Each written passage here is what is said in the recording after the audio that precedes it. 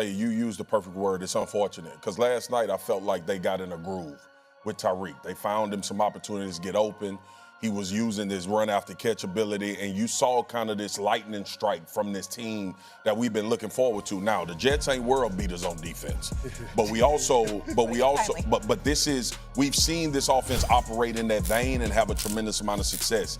And I also thought with the addition of Darren Waller and Tyreek Hill being on the field, this would put Tua in a situation where we don't have to worry about him with the second read. You got a big fella, just go up and make a play if you get in trouble. So Tyreek going down is catastrophic for this team from the standpoint of how teams defend you, now how people come into games not having to worry about him and wrecking a football game. They still got Waddle, and it's still Waller, who looks like he's going to be a big part of this offense.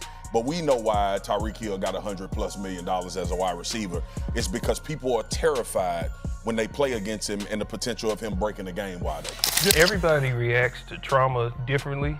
Personally, I believe he was in shock, and it hadn't hit him what actually happened. Yeah. I've torn my knee up on Monday Night Football. Your initial reaction is to stay positive. The reality is it doesn't hit you until you find out what happened. For me, the year before, I had torn my quad tendon, and I had already discussed with my wife about what happens moving forward or whatever, and I was like, I'm gonna give it another run and see what happens. When I tore this knee up, I sat up and I said, you know what? I've had a great run right here. Tyreek has talked about retirement already. It's too dangerous to play this game if you're not all the way in it. And his game is based off speed, quick twitch, and that's what has made him a Hall of Fame caliber wide receiver. So my concern is moving forward is his mental and what happens to his game. Then to be 32 by next year he'll be 32 when the season starts. You make your money on speed. That might be the last we see of Tyreek Hill, honestly. As we mentioned earlier, Tyreek Hill has a dislocated knee, multiple torn ligaments, including its ACL, ending his season 4 games into the season. Tyreek's agent, Drew Rosenhaus, stated Tyreek's surgery went very well, according to his doctors. It's about rehab. He will play next season. The realistic goal is the start of the season.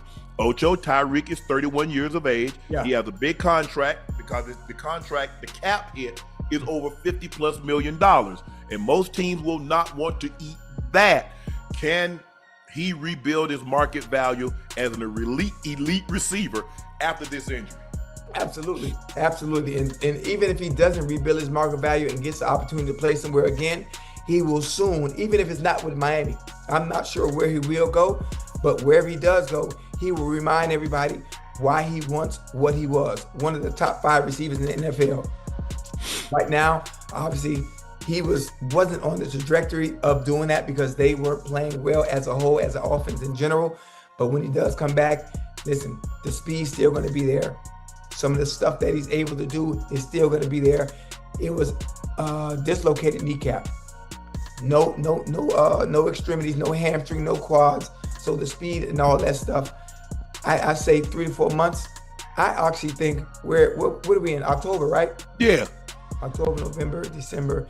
If football season, if they were to make the playoffs. By the first of the year, Ocho, he should be running in a straight line. In 2 months, he should be able to run in a straight line. That's what I was just getting ready to say that. If it would come December, he would be able to come. On a cool Monday night in late September, under the blinding lights of MetLife Stadium, one of the fastest men to ever grace an NFL field hit the turf hard. Tyreek Hill, the Cheetah, was down, clutching his left leg. The crowd froze. A stadium that seconds ago roared with energy fell dead silent. In a blink, the career of a man built on pure speed slammed to a stop. It looked like a routine play, Hill catching a short pass, shoved out by a Jets defender. But the angle was brutal, the landing worse. His knee twisted in ways it shouldn't. His foot bent grotesquely beneath him. Teammates turned away. Jets players took a knee. The Dolphins sideline went ghost quiet. The replay aired once, that's all it took. Too disturbing. Too real. The next morning, September 30th, Hill posted from his hospital bed. Trademark grin on his face, peace signs raised high, but his voice cracked. "Keep your boy in your prayers," he said softly. Behind that smile, doctors had already delivered the gut punch. A dislocated knee, multiple torn ligaments, including the ACL. Surgery was coming. Rehab would be long, maybe too long. For a 31-year-old whose game was built on explosion, the future looked dark. Tyreek Hill wasn't just another wide receiver. He was a phenomenon. Drafted in the 5th round by Kansas City in 2016, shadowed by off-field chaos, Hill had to outrun more than defenses. He had to outrun his past. And he did. 6-time Pro Bowler. Super Bowl champ. The 44-yard miracle on 3rd and 15 that birthed the dynasty. Then came Miami, where he changed everything overnight. By 2023, he ruled the league with 1,799 yards and 13 touchdowns. For nearly a decade, nobody touched him. When Hill threw up that peace sign, you knew it was over. He was gone, a blur in teal and orange. But football doesn't care who you are.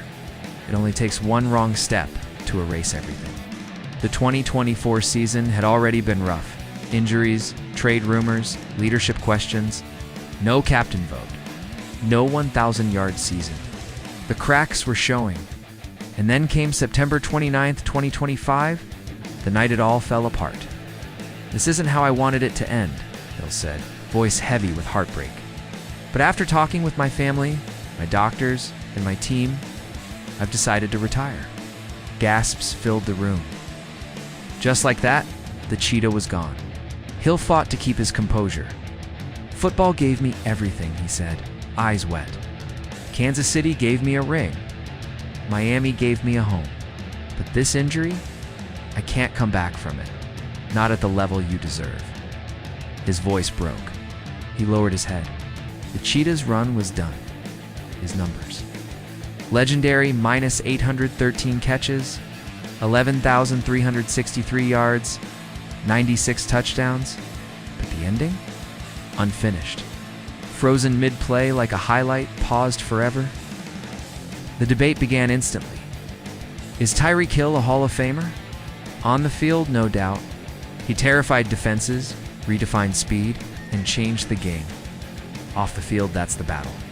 From early domestic violence charges to lingering controversies, Hill's story is brilliance tangled with chaos. Will Canton open its doors, or leave him in limbo like Antonio Brown? Time will tell. He leaves with nearly $148 million in earnings, 6th highest among wideouts. But Miami's now stuck in cap hell. $52 million, tied up in a player who will never run another route. Cold truth. The NFL moves on without mercy. Jalen Waddle, his teammate, broke down. "It's just sad, man. A guy like that, you don't replace him." Patrick Mahomes tweeted, "Love you forever, Cheetah. You changed the game." Across the league, defensive backs quietly exhaled. One less nightmare. Tyreek Hill's signature was that peace sign, part taunt, part triumph. But in the end, it wasn't a defender that caught him. It was time, fate, the cruel nature of the game itself. And so, Hill flashes that peace sign one last time, not at a cornerback, but at the sport that made him, broke him, and defined him. The Cheetah's run is over, but his blur, it'll never fade.